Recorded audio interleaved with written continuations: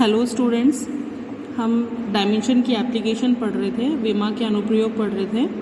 विमा के अनुप्रयोग हैं विमीय समांगता का सिद्धांत, मात्रकों का रूपांतरण, भौतिक राशियों में संबंध स्थापित करना। या एप्लीकेशन अगर बोलें तो एप्लीकेशन आप डायमेंशन की पढ़ रहे थे, इसमें से प्रिंसिपल ऑफ होमोजेनिटी आपने कर लिया था, विमीय समांगता का सिद्धांत। इसकी दो एप्लीकेशन और होती हैं, कन्वर्जन ऑफ यूनिट्स और relation establish between physical quantities. तो ये दोनों टॉपिक जो हैं वो जनरली अभी आपके पॉलिटेक्निक फर्स्ट सेमेस्टर में नहीं है, लेकिन फिर भी अगर कोई न्यूमेरिकल उस पर आता है तो मैं आपको सेकंड जो इसकी एप्लीकेशन है वो पढ़ाने जा रही हूँ, मात्रकों का रूपांतरण या कन्वर्जन ऑफ यूनिट। तो मात्रकों का रूपांतरण करने से पहले उसके लिए एक फॉर्मूला निकल के आता है, वो हम डिस्क्राइब करेंगे। तो कन्वर्जन ऑफ यूनिट को आप कुछ इस तरीके से समझो कि जैसे अगर हम किसी फिजिकल क्वांटिटी की मास की बात कर रहे हैं, मास, तो इस मास को मैं अलग अलग यूनिट सिस्टम में अलग अलग तरीके से रिप्रेजेंट कर सकती हूँ।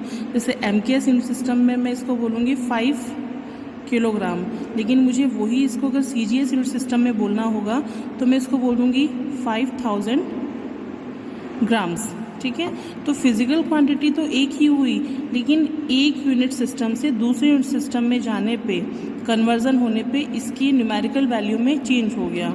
तो ये न्यूमेरिकल वैल्यू में चेंज हम कैसे करेंगे? ये तो सिर्फ मास जो सिंपल फिजिकल क्वांटिटी थी या फंडामेंटल भी है तो उसको कन्वर्ट करना बहुत इजी था, तो हमने इजीली कन्वर्ट कर लिया। लेकिन और कोई फिजिकल क्वांटिटी ऐसी आती है जो डिराइव है, अदर फंडामेंटल क्वांटिटी पे डिपेंड कर रही है, तो उनको कन्वर्ट करने के लिए एक दूसरा फॉर्मूला यूज़ होता है। तो उसको रिलेशन को एस्टेब्लिश करने के लिए हम सबसे पहले इसी के थ्रू समझते हैं कि किसी भी फिजिकल क्वांटिटी को उसके न्यूमेरिकल वैल्यू और उसकी यूनिट से मल्टीप्लाई करके लिखा जाता है। जैसे फिजिकल क्वांटिटी यहाँ पे मास थी तो उसकी न्यूमेरिकल वैल्यू 5 थी, उसकी यूनिट थी kg, तो न्यूमेरिकल वैल्यू को उसकी यूनिट से मल्टीप्लाई करके हमने उस फिजिकल क्वांटिटी को रिप्रेजेंट किया था। तो नोटेशन के फॉर्म में हमने यहाँ पे Q लिया है कि Q एक फिजिकल क्वांटिटी है जिसकी एक यूनिट सिस्टम में न्यूमेरिकल वैल्यू, संख्यात्मक मान जो है N1 है और उसका मात्रक है U1। सिमिलरली जैसे 5 किलोग्राम 5000 ग्राम के इक्वल है, उसी तरीके से N1 U1 दूसरे यूनिट सिस्टम में क्या हो जाएगा, उसकी न्यूमेरिकल वैल्यू हो जाएगी N2 जो कि चेंज हो जाएगी, और उसका दूसरी यूनिट सिस्टम का, दूसरी मात्रक पद्धति का मात्रक यहाँ पे लग जाएगा, दूसरे यूनिट सिस्टम की यूनिट यहाँ पे उसकी लग जाएगी। अब आपको पता है कि जैसे यहाँ पे किलोग्राम है, इस किलोग्राम की हेल्प से अगर मुझे मास की डायमेंशन लिखनी है तो मैं किलोग्राम के लिए डायमेंशन क्या लिख सकती हूँ, M1 L0 T0।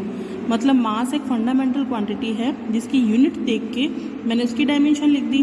तो उसी तरीके से यहाँ पे जो U1 और U2 दो डिफरेंट यूनिट सिस्टम के यूनिट्स हैं, उनको अगर उनके डायमेंशन के फॉर्म में लिखना हो, उनके विमा के रूप में लिखना हो, तो हम कैसे लिख सकते हैं कि एक मात्रक पद्धति में उसकी डायमेंशन, उसकी विमा क्या है, M1 L1 और T1।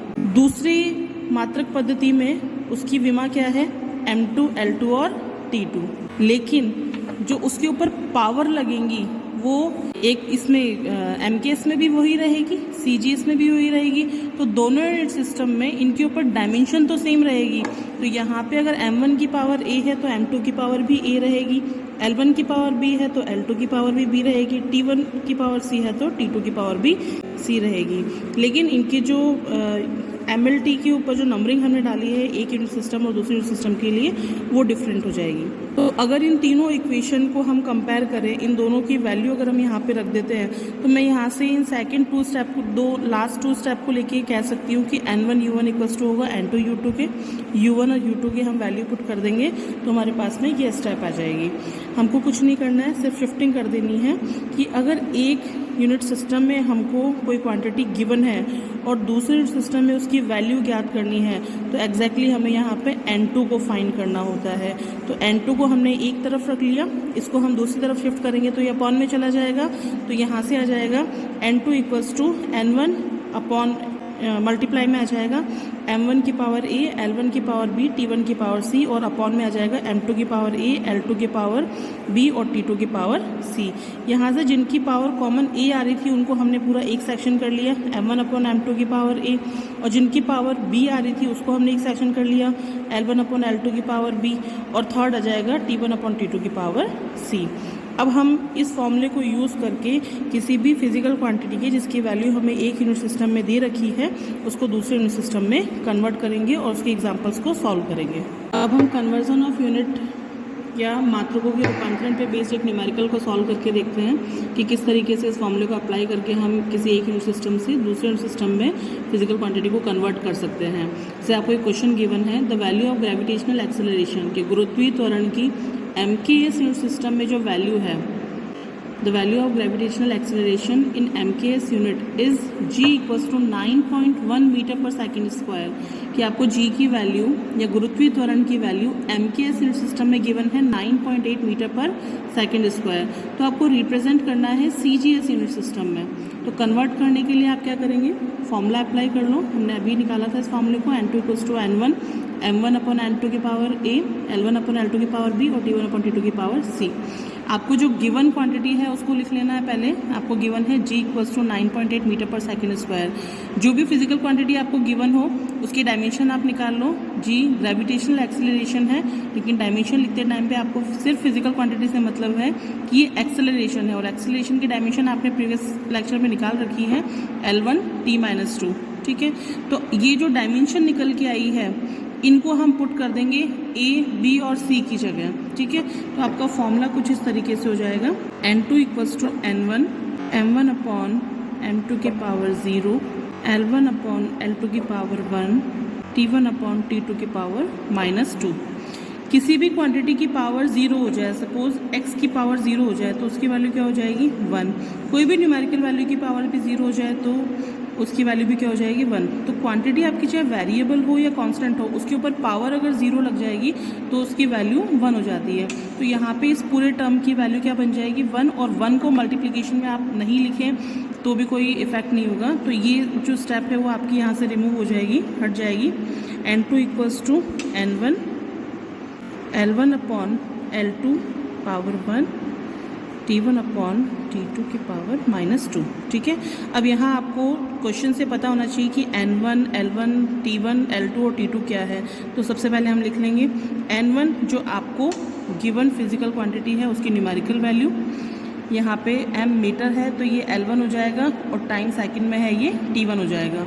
जिस यूनिट सिस्टम में आपको जाना होता है उस यूनिट सिस्टम में जो लेंथ और टाइम की डायमेंशन जो यूनिट होगी वो आपकी आ जाएगी L2 और T2 की। जो गिवन है वो हमेशा 1 वाले होते हैं, 1 वाली क्वांटिटीज़ होगी सारी, 1 वाली डायमेंशन होगी। और जिस यूनिट सिस्टम में आपको जाना है, जैसे MKS आपको यहाँ पे गिवन था, आपको जाना CGS में है, तो जो लेंथ और टाइम है वो मीटर और सेकंड में है, और जिसमें जाना है आपको वो है सेंटीमीटर और सेकंड में। तो यहाँ से N1 की वैल्यू हो जाएगी 9.8, L1 MKS के अकॉर्डिंग मीटर आ जाएगा, और टाइम T1 सेकंड आ जाएगा। ठीक है, और यहाँ पे L2 आपको CGS में जाना है तो सेंटीमीटर, और T2 भी क्या हो जाएगा सेकंड हो जाएगा। ये सारी क्वांटिटीज़ आप इस फॉर्मूले में पुट कर दीजिए तो आपका फॉर्मूला आ जाएगा N2 इक्वल्स टू 9.8, L1 किस में है मीटर में है, L2 है सेंटीमीटर में, पावर 1, ये है सेकंड में, अपॉन में सेकंड में पावर है -2। सेकंड से सेकंड कैंसिल आउट हो जाएगा, अंदर 1 बच जाएगा। 1 की पावर 2 हो -2 हो कुछ भी हो, वैल्यू उसकी 1 ही रहेगी। तो ये स्टेप की वैल्यू तो टोटल 1 आ जाएगी। यहाँ मीटर है और सेंटीमीटर है, तो हम मीटर को कन्वर्ट कर लेते हैं सेंटीमीटर में। 1 मीटर में 100 सेंटीमीटर होते हैं, तो यहाँ पे 9.8 equals to 100 centimetre upon centimetre की पावर 1। सेंटीमीटर से सेंटीमीटर कैंसिल आउट हो गया, 100 बच गया, तो 9.8 इंटू 10⁻²। अब आपने कन्वर्ट कर लिया है इसको CGS में, तो इसकी यूनिट लग जाएगी सेंटीमीटर पर सेकेंड स्क्वायर। ठीक है, आप चाहें तो 100 को मल्टीप्लाई भी कर सकते हैं, इससे पॉइंट आगे शिफ्ट हो जाएगा। आप चाहें तो 10⁻³ में भी इसको लिख सकते हैं। तो इस तरीके से 9.8 मीटर पर सेकेंड स्क्वायर को जब आपने CGS में चेंज किया तो आपके पास में फाइनल रिजल्ट ये निकल के आया। हमने प्रीवियस टॉपिक किया है कन्वर्जन ऑफ यूनिट। अब हम थर्ड टॉपिक स्टार्ट करते हैं हमारा, भौतिक राशियों में संबंध स्थापित करना। थर्ड एप्लीकेशन है डायमेंशन की, या फिर establish relation between physical quantities. तो उसका एक क्वेश्चन मैंने ये ले लिया है यहाँ पे कि सर्कुलर मोशन के लिए जो सेंट्रीपिटल फोर्स होता है फिजिकल क्वांटिटी क्या हो गई यहाँ पे एफ, वो उस पार्टिकल के मास द्रव्यमान, कण के वेग, उस पार्टिकल की वेलोसिटी और उसकी जो सर्कुलर पाथ है उसकी रेडियस पर डिपेंड करता है। तो ऐसे क्वेश्चन में आपको ये देखना है कि कौन सी फिजिकल क्वांटिटी डिपेंड कर रही है और किन किन फिजिकल क्वांटिटीज़ पे डिपेंड कर रही है। जो फिजिकल क्वांटिटी डिपेंड करेगी उसको आपको लेफ्ट हैंड साइड में लिखना है, जिन जिन क्वांटिटी पे डिपेंड करेगी उनको आपको राइट हैंड साइड में लिखना है। तो यहाँ पे मास, वेलोसिटी और रेडियस पे डिपेंड कर रही है। बीच में आपको प्रोपोर्शनल का साइन लगाना है। आप इस टाइप का कोई भी क्वेश्चन उठाएंगे, आपको उसको रीड करते ही सबसे पहले ये जज करना है कि कौन डिपेंड कर रहा है और किस पे डिपेंड कर रहा है। जो डिपेंड करेगा, कोई भी क्वेश्चन है उसको हमेशा आप लेफ्ट हैंड साइड में लिखेंगे। लेफ्ट हैंड साइड में जनरली एक ही क्वांटिटी आएगी जो डिपेंड कर रही होगी। राइट हैंड साइड में 2 या 2 से ज़्यादा हो सकती है क्वांटिटी। ये यहाँ पे मास, वेलोसिटी और रेडियस पे डिपेंड कर रहा था, तो इसको हमने राइट हैंड साइड में लिख लिया, प्रोपोर्शनल का साइन लगा दिया। आपको पता है कि प्रोपोर्शनल का साइन जब रिमूव करते हैं तो वहाँ पे कांस्टेंट आता है, हमने कांस्टेंट लगा दिया के। क्वेश्चन एज इट इज आ गया। यहाँ पे एक चीज़ हमने मिस कर दी कि जितनी भी फिजिकल क्वांटिटी है, जैसे अगर 2 फिजिकल क्वांटिटी है तो उनके ऊपर आपको यहाँ पे पावर लगानी है। जैसे यहाँ पे 3 है क्वांटिटी, तो यहाँ पावर हो जाएगी ए, बी और सी। अगर 2 होती तो पावर हो जाती ए और बी। ठीक है, तो ये पावर आपको ए, बी और सी लगा देनी है। इसको इक्वेशन फर्स्ट लिख लेना है। अब यहाँ पे आपको दोनों साइड की डायमेंशन निकाल के उसकी वैल्यू पुट करनी है। जो भी फिजिकल क्वांटिटीज हैं उनकी आपको डायमेंशन निकालनी है। और ये आप जानते हैं कि कांस्टेंट वैल्यू की डायमेंशन नहीं होती है, तो के है, इसके बाद में यहाँ यूज़ नहीं आएगा। जब हम डायमेंशन को सॉल्व करके फाइनली यहाँ वैल्यू पुट करेंगे इन तीनों के डायमेंशन की, ए, बी और सी की, उस टाइम पे वापस के इन्वॉल्व होगा, उससे पहले यहाँ से के रिमूव हो जाएगा। तो डायमेंशन अगर हम एफ के निकालें तो हमें पता है डायमेंशन, ये अब आपका रफ वर्क हो गया। अभी तक जो आपने सीखा है डायमेंशन निकालने का, ये हम डायरेक्ट वैल्यू पुट करेंगे m1 L1 T-2। आप रफ में साइड में निकाल के देख लीजिएगा कि फोर्स की डायमेंशन क्या आएगी। इसके बाद में मास की डायमेंशन हमें पता है m1 L0 T0 होगा, तो मैं उसको यहाँ पे नहीं लिख रही हूँ क्योंकि उनकी वैल्यू 1 बन जाएगी। m के ऊपर पावर a है तो m1 के ऊपर भी पावर क्या लग जाएगी, a। वेलोसिटी की डायमेंशन होती है L1 T-1, पावर b लगी हुई है तो यहाँ पे भी पावर हम b लगा देंगे। रेडियस के लिए L1 पावर c। ये जो पावर है इनको अंदर आप मल्टीप्लाई कर दीजिए, आपके पास में आ जाएगा m के पावर a, l के पावर b, t की पावर -b और यहाँ से l की पावर c। जो फिजिकल क्वांटिटी सेम है उनको आप कंबाइन कर लीजिए। m की पावर a एक ही बार आ रहा है, मास और कहीं प्रेजेंट नहीं है, तो m की पावर a ही आ जाएगा ओनली। L 2 टाइम्स आ रहा है, और अगर बेस सेम हो, आधार समान हो तो गुणे में घाते जोड़ती है। बेस अगर इक्वल हो तो मल्टीप्लिकेशन में पावर ऐड हो जाएगी। तो यहाँ पे L की पावर B और C है, तो ये आपकी हो जाएगी B प्लस C। T एक ही टाइम प्रेजेंट है, पावर है B। आपका लेफ्ट हैंड साइड के अंदर डायमेंशन थी, फोर्स की डायमेंशन m1 L1 T-2। दोनों साइड में डायमेंशन है। अब हम लेफ्ट हैंड साइड और राइट हैंड साइड की अगर कंपैरिजन करते हैं तो यहाँ पे फंडामेंटल क्वांटिटीज है दोनों साइड में, मास लेंथ टाइम। अगर बेस सेम हो तो उनकी पावर भी क्या हो जाएंगी, इक्वल हो जाएंगी। तो लेफ्ट हैंड साइड और राइट हैंड साइड को कंपेयर करने पे हमें यहाँ से इक्वेशंस मिलेगी a इक्वल्स टू 1, क्योंकि यहाँ एक m की पावर क्या है 1 इक्वल्स हो रहा है m की पावर a, तो a इक्वल्स टू हो जाएगा 1। सेकेंड l की पावर को अगर हम कंपेयर करते हैं तो l की पावर यहाँ पे a इक्वल्स टू l की पावर b प्लस c आ रहा है, तो सेकेंड आ जाएगा b plus c equals to 1। और थर्ड आ जाएगा आपके पास में t की power -2 equals to -b equals to -2। Minus cancel out हो गया, तो यहाँ से आपके पास में आ जाएगा b इक्वल्स टू 2। ये b की वैल्यू को आप यहाँ पुट कर दीजिए, तो 2 plus c equals to 1, c is equal to -1। c की वैल्यू आपके पास में -1 निकल के आ गई, और a की वैल्यू तो आपकी डायरेक्ट ही निकल के आ गई थी, a equals to 1। a b c तीनों की पावर वैल्यू निकाल ली आपने। इन तीनों वैल्यू को आपको इक्वेशन फर्स्ट में पुट करना है। तो इक्वेशन फर्स्ट में हम जब वैल्यू को पुट करेंगे तो f equals to k m v r।